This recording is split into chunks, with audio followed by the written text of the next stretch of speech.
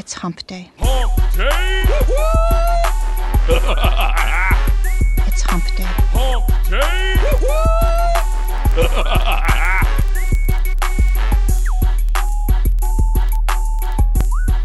Show me your war face. No, just kidding. We're not going to actually do that. We're going to say welcome to episode 87 of Hump Day Hangouts. Hey, everybody. Glad to have you here. For those of you who are wondering why we didn't do this at 4 a.m., that was a small technical issue that we resolved about 5 minutes ago. So thank you if you're watching this for showing up on time. And we'll check and make sure that it says PM every time from now on. Well, don't swear to that. Don't commit to that. I'm going to, because I check these, and I'm going to, be paying attention. That's something I generally don't look at as PM or AM. I just, I assume, and I made an ass out of you and me. So, all right, here we go. Some quick announcements, you guys. For those of you who missed out on the Outsource Kingpin launch, you want to check this out. If you are into outsourcing at all, you're going to want to check this out. Training up VAs, how to get them through a funnel, how to do this, hire and find good people and get them trained up without spending a lot of time. For those of you who have dealt with outsourcers, I know a lot of people I talk to are like, yeah, I've had outsourcers, but it sucks. They wasted my time. It took forever. So there's ways to deal with that. So anyways, at least check this out. It's worth its weight in gold, and it's worth a hell of a lot more than what we're selling it for. I was going to say, we did an entire webinar last week about it that ended up being like just a hair over an hour. If you want, Adam, you can drop the link on the page to the replay. Yeah, definitely. Yeah, I'll put the link to both. And I mean, the sales page has got some good info on it too. And I mean, obviously we want you to buy it, but it's got some good info, and you can see if this would be a good fit for you. So we'll put both of those links on there, and I'll do that while I think Hernan and Marco have some extra quick announcements here. Yeah, basically, I just wanted to tease real quick the V2 update webinar that we are doing. After this, we're holding an update webinar for V2, because that's basically the idea for IFTTT V2, that keep you guys updated and sharing with you the latest techniques and what's working, and results from students. And we have some really good results. I have some really good results to show on some approach on combination with PBNs and IFTTT, and that's basically what I have. That's right. And what's the way to get there, Bradley, for V2 members? What's the path for them attending? Is it just go to the Facebook group, the IFTTT V2 Facebook group, and click on the events tab, and you'll see the event, and then you just click on the link for the event. The event location is just a link, and that'll take you over to the Google Plus event page where you can post questions or watch the webinar. Guys, remember that the update webinars aren't really Q&A. If there is time at the end, we will answer questions, but Q&A is really for Hump Day Hangouts, so just keep that in mind. Yeah, what I wanted to add is that we were going to try to have some live stream training today during the update webinar, but it looks like we're going to need more time because we want to do it right. I mean, you guys are used to quality, and so that's what we're going to do. So in a couple of weeks, guys, look for this. It's going to be free. We're going to show you how to live stream, how Bradley's doing the live event in YouTube, and at the same time going to Facebook, and how he's doing it all for free. So since it's free, there's no reason for us to charge you guys to learn how to do it. So you guys are going to get that. And then another thing would be the Semantic Mastery Minute. That's another thing to look forward to. We've been talking about it. We haven't defined how it's going to be set up, what we're going to be doing. We're definitely going to be taking questions that we find provocative, something that's going on at the moment, something where we find this needs to be addressed, like right now. That's what that platform is going to be for. So you guys can look forward to that, because you will be able to have access to us directly during the time that we have allotted for that. So just a bunch of good things that are coming to you. And again, it's all free. So free is always good, right? Fair enough. Sounds good, man. The Semantic Mastery Minute. We're going to be doing that. It'll be like every day one of us will jump on and just spend a couple minutes talking about something. People can submit questions. We're not going to answer every question. That's what Hump Day Hangouts is for. But every single day we're going to select a question or a topic or something and just kind of jump on and chat about it. It's most likely going to be done through Facebook, using Facebook Live, because that's getting a lot of reach right now, and that's part of the reason we're going to do an entire webinar specifically about live streaming both to YouTube and Facebook. Again, look for that in 2 weeks, guys, immediately following Hump Day Hangout. So 2 weeks from today at 5 p.m., we'll send out a registration link for that webinar. But the Semantic Mastery Minute, I think it's going to be kind of fun. Most likely it's going to be through Facebook Live is how we're going to actually record the minute, the Semantic Mastery Minute, or Minute with the Masters is what we're calling it. But then as far as submitting questions or topics, that kind of thing, we're probably going to end up having that go through Twitter with a hashtag like #AskTheMasters or something like that. So, but we'll give you guys more details. Probably next week we're going to iron out the details, and then we'll give you more details about it next week. Anything else, Adam? I think we're good to go. Okay, let's do it. Yeah, because we had the timing screwed up on the webinar. There was only one question. It was from Michael Dawes. And then I reposted it and then invited a bunch of people, and now there's a bunch of questions. So thanks, guys. You guys are quick. I mean, it was fixed about an hour ago, and we've got a whole bunch of questions now. So thanks for that. It wasn't even an hour ago. It was 30 minutes ago. Okay, guys, are you all seeing my screen? Yep, good to go. We got your full screen. And we're not doing Facebook Live today, only because I ran out of time. I was trying to get it set up, and I just ran out of time, and it would have been too much of a mess. So we are abandoning that today, but we'll be back on Facebook Live next week. So, okay, Michael says, I recently listened to your video, How to Find Video SEO Clients. You referred to a course you did on video email prospecting and offered a Google Drive link to the file. This link isn't in the notes with the video. Would you mind providing me with the link? I want to get better at video email prospecting. Yeah, so guys, let me explain what I'm going to show you here in a minute. What Michael's talking about is, oh God, several years ago, it had to have been in 2012, maybe 2013, I created a course with two partners in a joint venture agreement opportunity that I was working with two ladies, and we were providing social media and branding services to real estate agents, and we created a video email prospecting, or what we called VMail prospecting. And in fact, that's how I really started my SEO agency, was contacting clients using video emails. And when I say video emails, they're not really video emails, but you'll understand what I mean once you go through the training. It is free. It's got branding on it from the joint venture that I was with in at the time. So it doesn't say Semantic Mastery, but it's step by step. It still works today, but I had an incredible closing rate. I got 3 out of every 10 video emails that I sent out. I would get would start a conversation, would get me in touch with the person in charge of the business, and I would end up talking with them.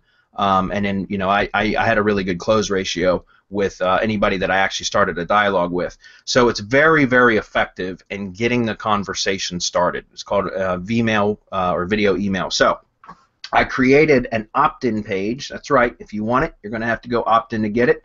Here it is. It's bradleybenner.com/vmail. That's, again, bradleybenner.com/vmail. I'm going to go ahead and post it on the page here. Email prospecting training. It's free. Go opt in. Once you opt in, you'll be redirected to the actual Google Drive folder where you can download the PDF, and then there's a series of videos that go with it. Their download videos are in a zip file, so you'd have to download it and unzip it. But you're more than welcome to check it out. Guys, I won't be spamming you. I actually created an email list that's an entrepreneur success mindset training series. It's 6 an autoresponder with 6 emails in it that I just go through various mindset things that have had a big impact on me and my business. And so that's what you're actually opting in for. It's no spam, no pitch. Just if you don't like any of the emails, just kindly hit the manage your subscription link at the bottom of the email and unsubscribe. If you want the VMail prospecting, that's how you get it. Okay. Ryan says, will you guys be offering the press release service soon? Ryan, I would say yes, but that would make a liar out of me because I have no idea. Adam, do you have a better idea? I'd like to say that I have a definite date, but I don't, so I'm also not going to say anything. But suffice to say, it's in the works, and it is being attempted to being wrapped up. That's as good as I can do. Yeah, it's been many, many months. I was expecting that many months ago, and it's still not available yet, guys. So when it is, we'll certainly let you know. Kevin says, hey guys, I created some fake reviews via the Project Supremacy plugins review widget on my site, then added the aggregate and review structured data to my JSON header code, but I'm still not getting the stars. I heard that Google is clamping down on this fake review stuff. and not showing stars and possibly decreasing ranking slightly. Any thoughts on this? And should I remove the reviews and structured data from my site? Thanks as always. Kevin, I have a client that has bona fide, genuine reviews, and he's got over 100 of them. I think he's got like 110 or 100 somewhere. It's like 110 plus reviews now. He's a roofing client, and I mean, it's incredible. This guy's got a lot of 5-star reviews, and they're not spam. They're real live reviews. And me and Marco and Chris G, who's one of our mastermind members, and he also helps out with support and stuff like that, all three of us have worked on trying to get the review stars to show up in Google for literally months now, and we have been unsuccessful. So, and these are bona fide reviews, man. So it's not just you. We're having a hell of a time, and it's interesting. If we do a site : operator and search the domain, it will show all the indexed pages and posts and show the review stars. It's an overall aggregate rating instead of showing individual, like for each post, because the way that this particular site is set up is it's, you know, like roof repair plus city as a post. And that's how we have it. You know, that's how we have the site set up. So the pages that we rank in Google are actually posts, and so each one of the posts have their own, because it's, you know, roof repair plus city. They have their own reviews, but for whatever reason, we've only been able to get the total overall aggregate review rating to show, and that's only when we do the site : operator. If we do a keyword search, then the listing, although when we do a site, okay, so when we do a site : operator and it shows the post with the aggregate review rating, the 5-star rating, and it shows, you know, the stars actually show up, but then we take the same page that's showing that, or and like I said, it's a post, but whatever, the same listing in Google, and then we do just a keyword search and find that listing, the review stars aren't showing. So we can't get it to show for anything other than the site : operator. And it's been months. So I've been banging my head against the wall, and so has Marco and Chris G, and we haven't been able to get it to show. So it's not just you, Kevin. If anybody else has some insight on this, we'd love to hear it, because I really am at a loss. Marco, you want to comment on this at all? No, I mean, we've been trying everything we can, and it's just fickle. Yeah. I don't know what it is that makes Google pick up or not pick up the stars. And, you know, we have to maybe call Google and see what it is that we have to do to get the stars to appear. Maybe get something that has real reviews and have them take a look and tell us why they're not appearing. I mean, there's really nothing else that I can say, because we've tried just about everything we can. With no luck. So, sorry, Kevin. I wish I had some better news for you. Personally, I wouldn't do any fake review stuff. I mean, not, well, if you're going to do fake reviews, I would try to get fake reviews on some of the other platforms, like Yelp, which is difficult unless you're doing it from a mobile device. Desktop reviews usually get filtered out from Yelp. Mobile devices tend to not get filtered as easily. But, you know, if you can get some reviews on some of the other, like yellowpages, or, God, there's so many of them. It's been a while since I've done any of that kind of stuff, but like Mojo pages or whatever, you know what I'm talking about. Some of the ones that you can add reviews to. If you want to create fake reviews on those, that's what I wouldn't just put fake review data in the structured data. I wouldn't do that. I would actually have it reference some real reviews somewhere, just because that's structured data spam. And although if you're creating fake reviews, that's review spam. There's no question. But I mean, you know, you can do what you want. I don't recommend doing that. Okay. And guys, I've tried to do fake reviews in the past, and I've used some services that do them too. And I'm not talking about Fiverr. There's been other services that do that, and they end up getting terminated or deleted over time. I've never found a really good service. The only way that I've been able to fake reviews in the past, which I don't even do anymore, but when I was doing it, was to create you know, fake personas with and do it through mobile devices. And you can actually create fake mobile devices using, like, what do they call? It's been so long since I've done it. What do you call it when you have a virtual box? Virtual box, where you can create like an Android operating system in your PC and give it its own IP address, and install the Android operating system, and then do reviews from that. Because then it acts as if it's a mobile device, and those tend to not get filtered out. But that's really geeky setting it up. At least it used to be. It's been at least 2 years since I've done that. It's probably a hell of a lot easier to set up now with BlueStacks or something like that. But back in the day when I was doing it, it was a lot more difficult.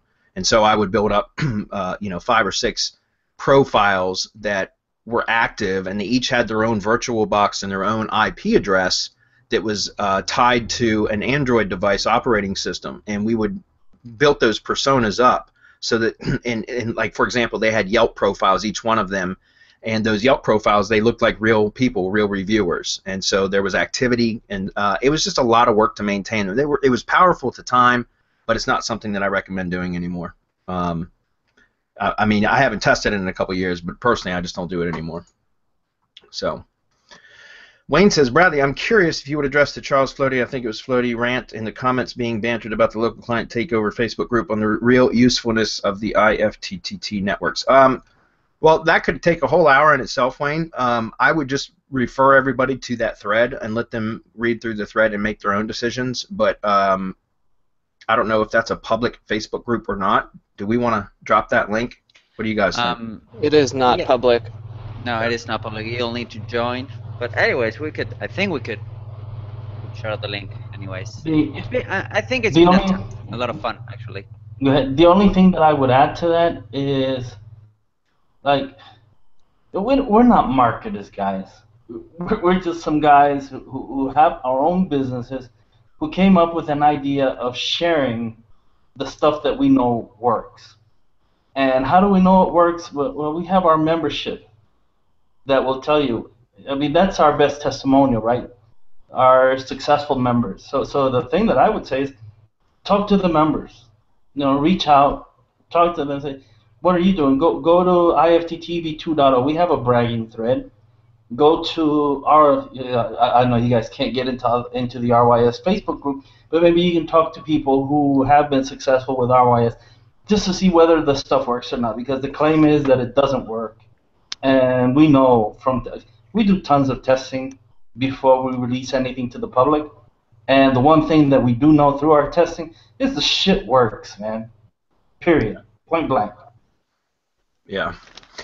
Yeah, I mean, if you guys, I don't care if we drop the link to that Facebook post. You guys might have to join the group in order for you to be able to read it, but it is a very long thread, and there's been a lot of comments on it, and I stand by my comments 100% and the effectiveness of IFTTT networks. And there's some haters in the group that are going to say that it doesn't work and blah, blah, blah, but I've got over 4 years of testing and results, and I've built my entire SEO agency business and my lead gen business on IFTTT SEO as the foundation.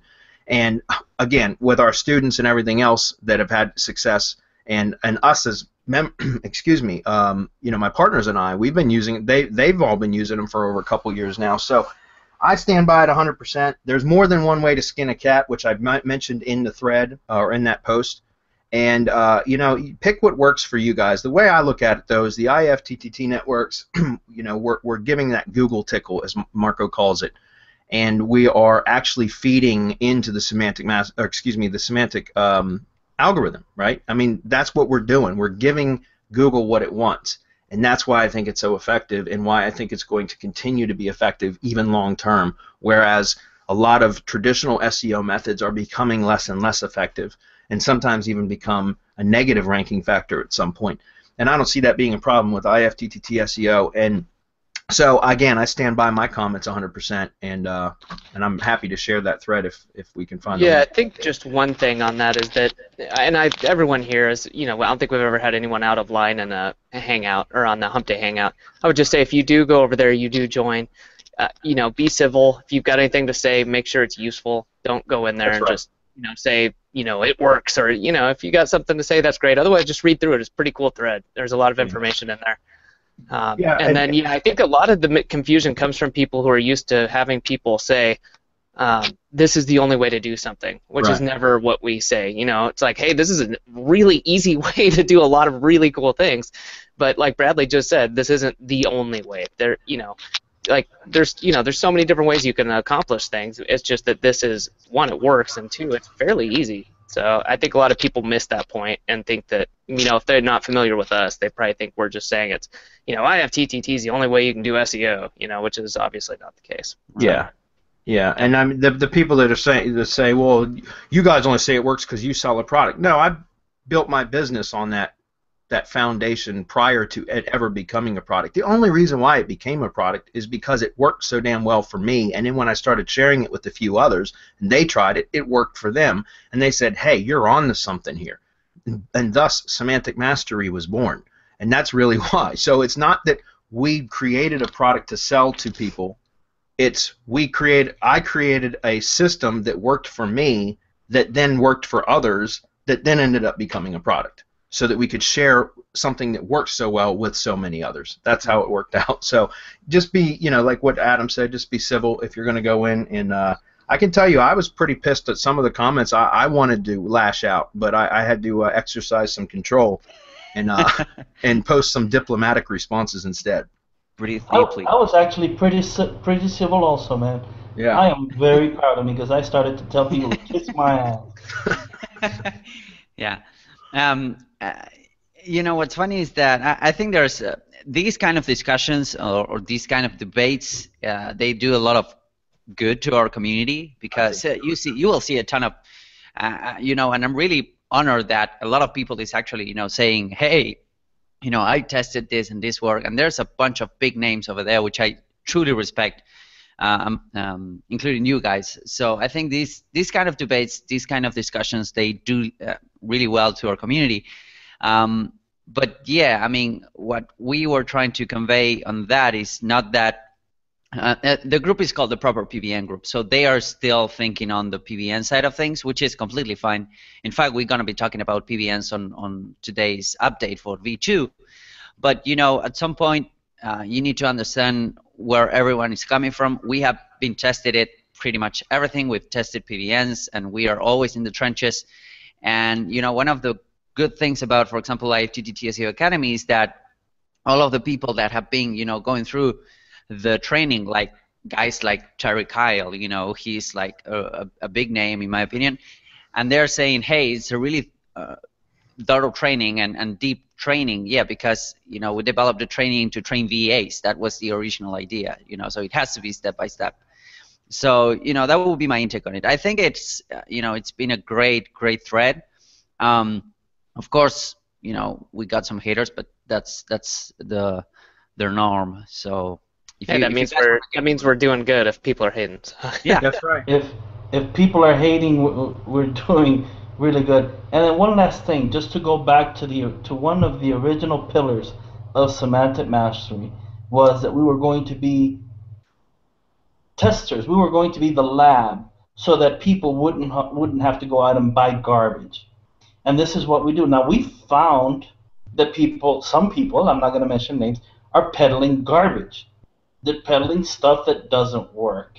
And we've probably mentioned names, which we shouldn't have, but it's what we do, man. We test, and we retest, and we tell you whether something works or not. If it doesn't work, we're not going to try to sell it to you as something that's the end all to it all, and this is all you need. We're going to tell you, no, it's crap. Don't buy it. You're going to get it straight from us. So we're your lab, and it's what we do. We're dedicated to that. We stay true to that. And look at what we do every Wednesday. We give you an hour so that you can come and ask us, guys, what's working? What do I do? And here we are. We're working on a year straight, or 100. We're going on 2 years. This is number 87, buddy. We're approaching 2 years. 2 years, and we're still here, man. Yep. An hour every week that we give back to you guys, because we do appreciate all of you who follow us and support us and all that, and so that's why we do this every week. It's our way of giving back, and I truly do enjoy these Hump Day Hangouts, guys, or else I wouldn't do it every damn week. We've only missed 1 week in 87 episodes, and that was a scheduled week off. So, that's consistency, baby. So we're really proud of that. And we stand behind our comments and our products, hands down. Lucen says, 2-part question, is Yellow Pages a do follow or no follow? After researching, I found some mixed answers. Well, the easiest way to tell is just go find a Yellow Pages listing and then view source code and see where the URL is. We could go pull one up, but also if you're using, like I always use browser plugins that put a strike through no follow links. and so it just puts like a line through it. And most of the time you can tell just by actually viewing the listing. But if for whatever reason you can't tell using a strike-through plugin and browser plugin, then you could just do a right-click, view page source, and then find that link. Just do a Control F and look for the link. Type in the link and then find it, and then look and see if there's a no-follow tag or a redirect or something that would be pulling the juice. Not redirecting like a 301 or a straight link, if that makes sense. I could be mistaken, but if you pay Yellow Pages, I think they'll give you a do follow link. I think that it's no follow by default, but if you pay, I think it's like Alexa. If you pay, you get a do follow. Yellowpages.com. I think it's just yp.com now, isn't it? I think it is. Yeah, I think you can go to yp.com. Let's just find something. Let's say plumber. Oops. Culpeper, VA.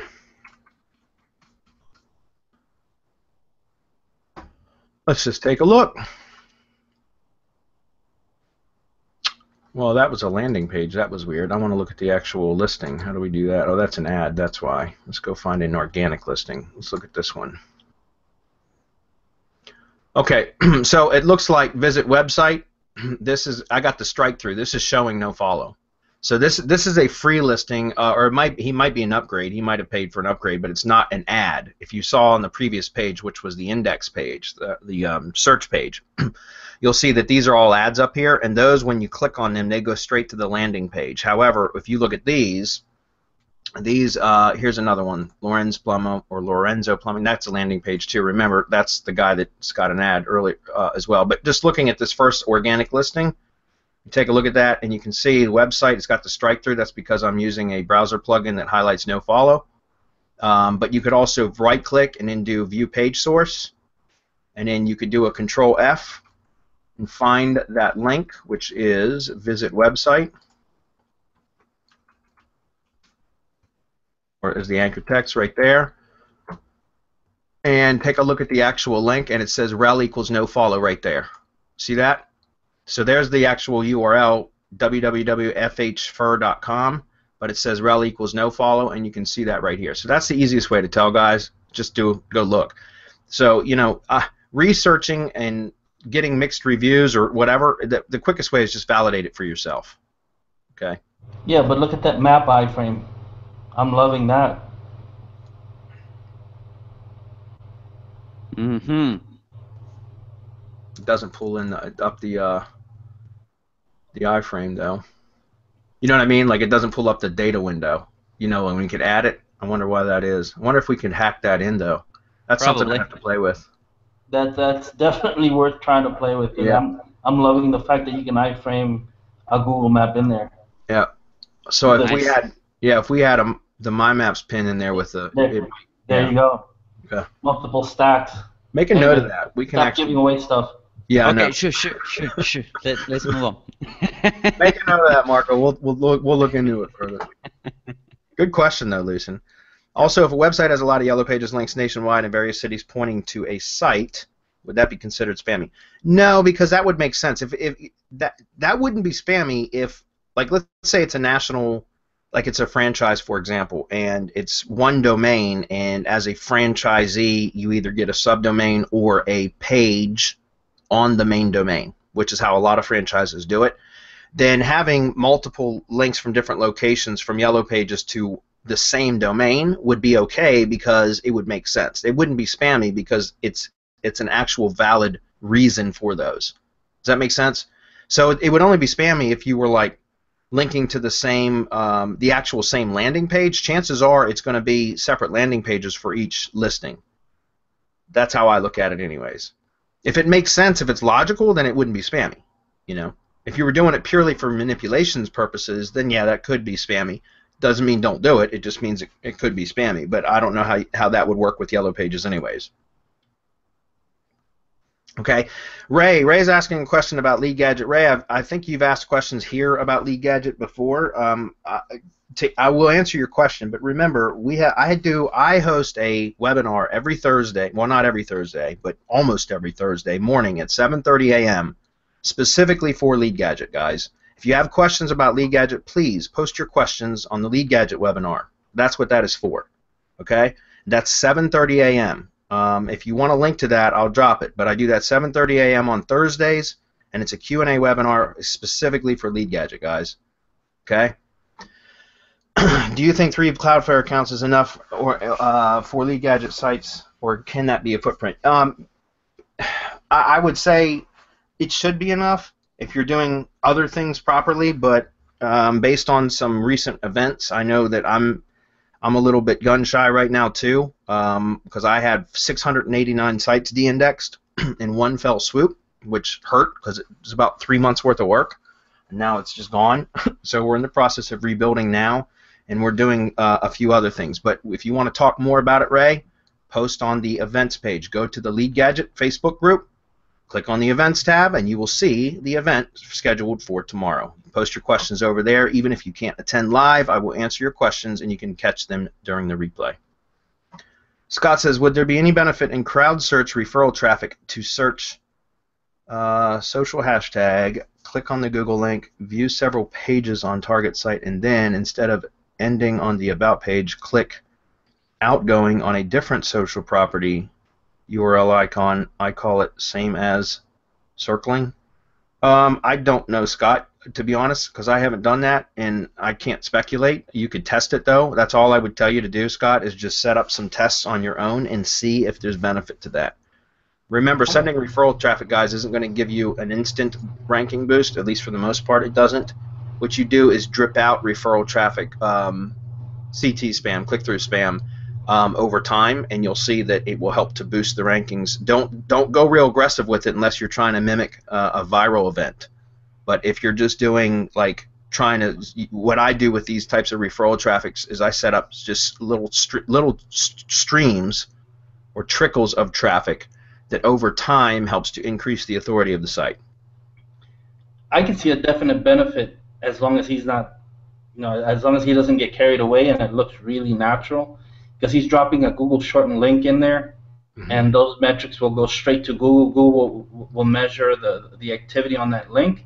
And so, yes, if you're letting Google in there and they're seeing all of the activity that's going on in there, as long as it's normal activity, just like it would be for anyone else doing that, I think that you could probably get some really good results out of that. Because you're not going to an About page, you're going to another social property. So it's people going throughout your social properties, following those links, and Google will track every part of that since you're letting them in that stream. Yeah.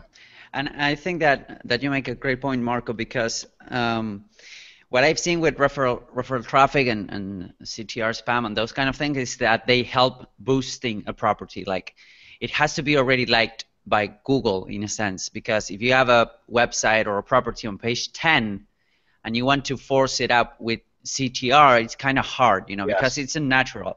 It's a natural that a result on page 10 will actually nudge or move because it's not the way a person would behave, But if you have it on top of page 2 or bottom page 1, referral traffic can really help you out. And I think that if you add that to IFTTT in a way that you are branding the properties or you are feeding them with content, I think that could be really powerful. So.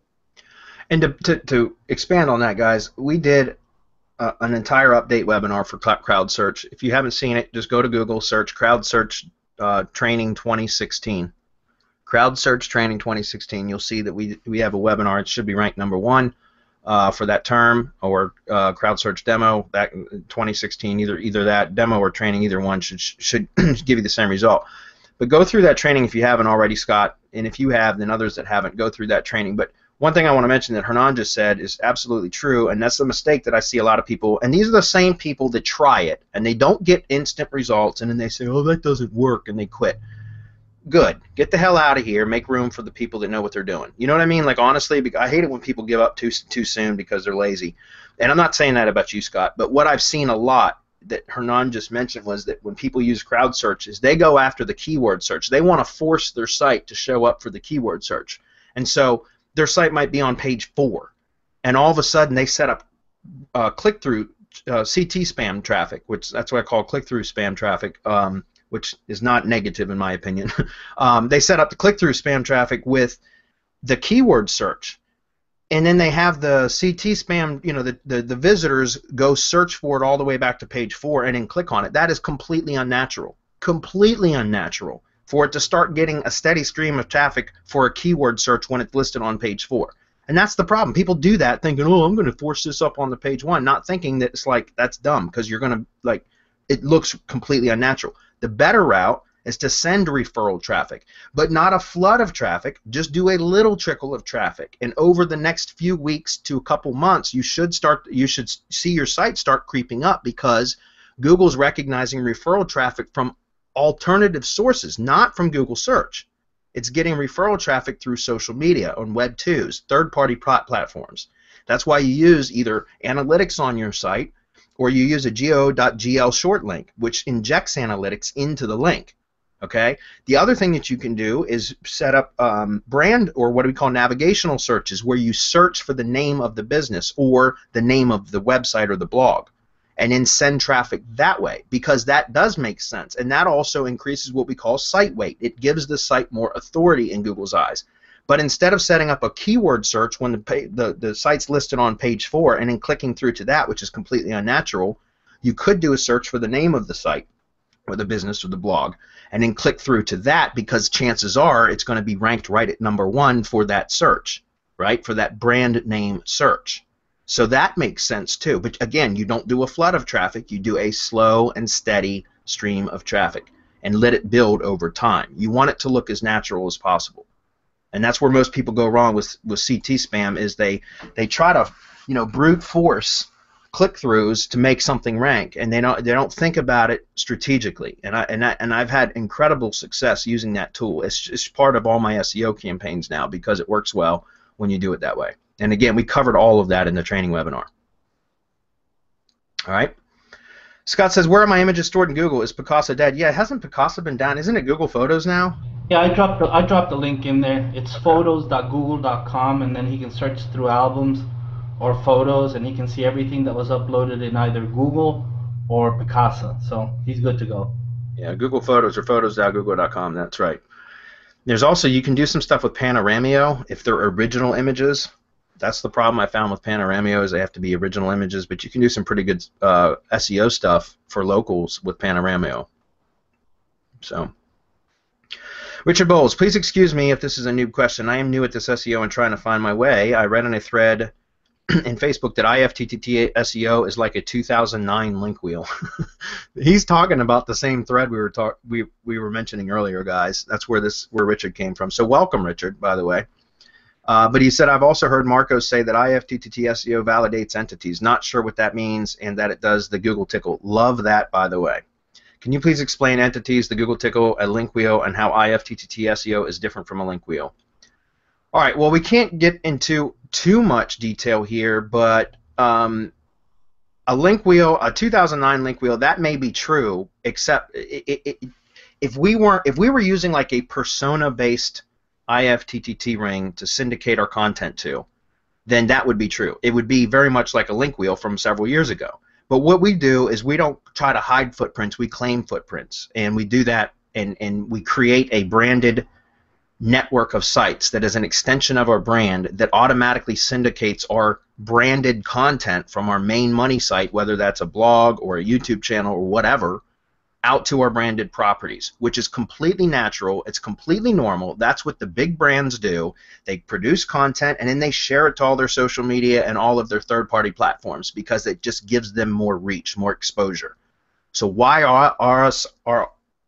should our little sites be any different than what the big brands do? And that's what we do with our syndication rings, is syndicate our own content to extensions of our brand, where we are on third-party platforms. And it helps to build authority. It helps to validate the entity as far as the semantic web validation, and it helps with the Google Tickle. It gives several. It speaks to the positive parts of the algorithm very well, which is building brand, freshness of content, relevant and related content. And there's so many things that it does that a link wheel wouldn't do, right? So that's why when somebody says something like that, they truly don't understand what it is that we're doing. And I'm not talking about you, Richard. I'm saying that the comment that referred to a 2009 link wheel, which was like the first comment on that thread, something like, yeah, 2009 called and said they want their link wheels back. Okay, keep doing what you're doing. I'm going to keep doing what I'm doing. And it works for me. And as long as it works, I'm going to use it. So. Yeah, I would just add that, you know, 2009 link wheel, or going back to SE noob, which is, you know, 2008, 2009, they were properties that were set up to provide a link back to the source. Google used to pick those out left and right and de-index them like there's no tomorrow. Now what we do is we set up profiles, we brand them, we customize them, we make them look like they're actually being used by someone, because they are. If they're your brand or if they're a persona, then it's going to look real to whoever looks at them. They have activity, they have visitors, which is totally different from this website way out there, nowhere, that's just providing a link, and it does absolutely nothing except provide a link back. I mean, and that's a huge difference. And as you said, talking to the positive sections of the algorithm, distance graph, freshness, seasonal, there's a bunch of things that it does, and validation takes place in different ways. But the way that this validates is through this activity and through all of these positive sections of the algorithm that are going out into the web. Now the bot goes out and it looks for all of these signals to say, okay, this is a real entity. That's what it's looking for. It looks real, whereas this PBN or whatever it is set up out there that is not linked to anything else except this website that is not linked to anything else and is not doing anything else. It has no social media, has no presence, it's not doing anything. And so that's the big difference. Having something that's, for lack of a better word, alive, versus something that does absolutely nothing except provide a link. And Google, there's an algorithm that looks exactly for that, just so you know. What we do, what we give you, isn't just something that we make up. I go and I read the patents, and I see where Google is going. I see the patents that it gets granted, and I see what it's trying to do.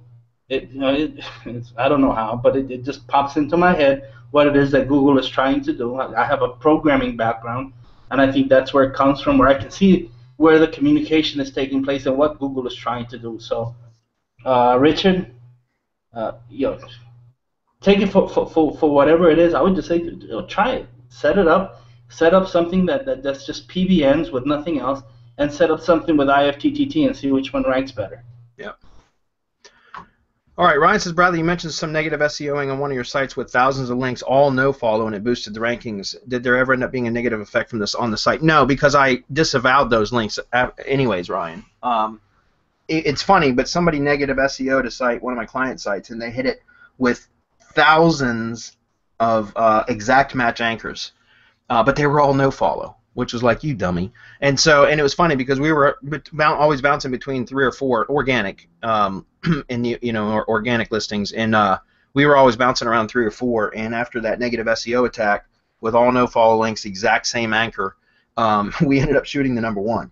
But I was quite aware of the fact that although it had a temporary boost, that it could end up hurting the site. So I ended up just building a disavow file and then submitting it to Google Search Console. At the time, it was Webmaster Tools, so that those links were disavowed. But it's funny, but that ranking boost stuck after that, and that's kind of like what Hernan calls the ghost effect.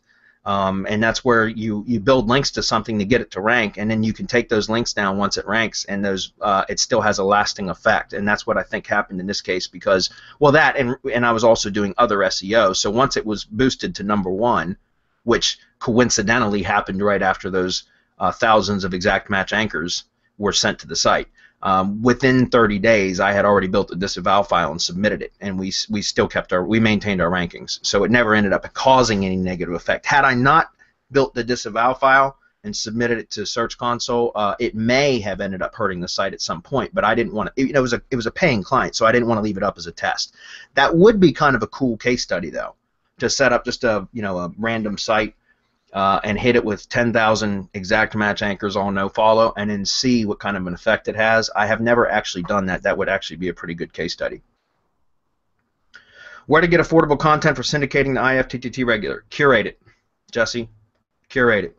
That's the best and most effective or efficient way to create content regularly, is to hire a virtual assistant, train them how to curate, and have them do it for you. And we have an entire training course on it called Curation Mastery. We're updating that course for 2016, and we're going to relaunch it at the end of August under a different name called Content Kingpin. So that will be available. Anybody that purchases Curation Mastery will get the updated version called Content Kingpin when it's released. So if you're interested in that, we could drop the link. But you could literally take the training for Curation Mastery and hire a virtual assistant and put them through the training course, and they'll be able to curate for you when they come out the other side. I know, because that's how I train my curators, and I've got a team of about 9 curators right now. Kevin says, not a lot of questions today, so I'll ask another. We're almost out of time, guys. We got to run. So I'm going to try to get through 2 more questions. All right. Would it be better to go link to my money site from the site that has LA Times, Huffington Post, etc. backlinks going to it, but it is not niche related, or a niche related backlink from a regular quality PBN? That's a tough one. I would probably, what I would do is set up if you have a domain that has backlinks pointing to it from LA Times, Huffington Post, etc., that's pretty powerful. You should use that, absolutely. I'm not sure whether I'd have to have more details, Kevin. I would want to look at it more to tell you exactly what I would do with it. But I might set up a buffer site, like rebuild that domain, and then just link from that domain to my money site. Or I might just do a redirect to like an IFTTT property that's got a do follow link to my money site or something like that. But yeah, that's going to be more powerful than a regular quality PBN link. Even if it's niche related, those real big sites like LA Times, Huffington Post, they just carry a lot of juice through those links, guys. So even though it's not really related, it still has quite an effect, at least for now. As we continue to move further into Web 3.0, guys, the semantic web, that will become less effective, and it will be more about niche related. It's kind of going that way now, but some sites are just super powerful, like LA Times, Huffington Post, Forbes.com, Inc. Those kind of sites are all really, really powerful. And if you can get a link from them, I don't care how you get it. If you can get a link from them, you're going to see a pretty significant effect. All right, last one, guys. Google My Business names for multiple locations. A client of mine has 3 locations. My computer's yelling at me. Excuse me. I hate how Google Calendar does that. It drives me crazy. A client of mine has 3 locations in 3 different cities. For all 3 locations, business names in Google My Business and other local citation sites have the exact same name with different phone and address. Does it matter if the same exact business name used in multiple locations? Absolutely not, Verant. It makes no difference at all. What's important is, because if it's the same business, if it's the same company, it shouldn't have different company names for each location. It shouldn't. It should be one consistent name. What you want in the name, address, phone number, you want a unique address and a unique phone number and a unique web address, which could be a subdomain, or it could be just a landing page on the domain. So each location has its own landing page. But it should have the same business name because it's the same company. I've got lead gen sites all over the place that are built on subdomains for each location's on its own subdomain, but it's the same business name. Just it's got a unique address, physical address, phone number, and web address. But the business name is the same, and it's never caused me an issue. Where it starts to cause issues is if you share the same phone number, the same landing page, or the same physical address. Anytime you do that across more than one location, that's when you start getting NAP issues. You'll start having serious NAP issues. But as long as the business name, as long as the physical address, the phone number, and the landing page are unique, it can share the same business name without any negative effect. Okay, so that's actually the right way to do it. Okay, guys, well, this ended up, I was worried that we weren't going to have enough questions. We ran out of time. So thanks, everybody, for being here. The Hump Day the IFTTT V2 update webinar starts in about 8 minutes, guys. So be there or be square. We'll see you then. Thanks, guys. Thanks. Bye-bye. Bye, everyone.